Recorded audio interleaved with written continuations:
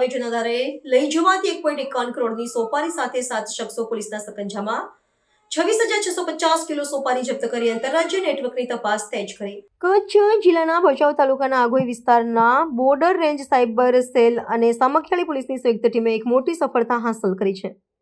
પોલીસને મળેલી ચોક્કસ બાતમીના આધારે હાથ ધરવામાં આવેલા દરોડામાં ગેરકાયદેસર રીતે હેરાફેરી થતી કરોડો રૂપિયાની કિંમતની સોપારીનો જંગી જથ્થો ઝડપી પાડવામાં આવ્યો છે.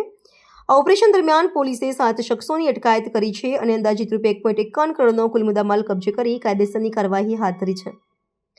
પોલીસની પ્રાથમિક તપાસમાં બહાર આવેલી વિગતો મુજબ આરોપીઓ બનાવટી ઈ-વે બિલ અને ખોટા દસ્તાવેજોના આધારે આ સોપારીનું પરિવહન કરી રહ્યા હતા.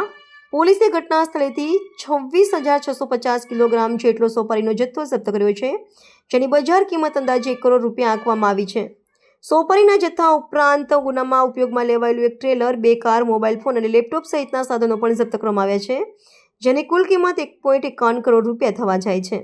આટલા મોટા પ્રમાણમાં ઝડપાયેલો સોપારીનો જથ્થો કંડલા અથવા મુન્દ્રા બંદર પરથી આવ્યો હોવાની પ્રબળ આશંકા સેવાઈ રહી છે.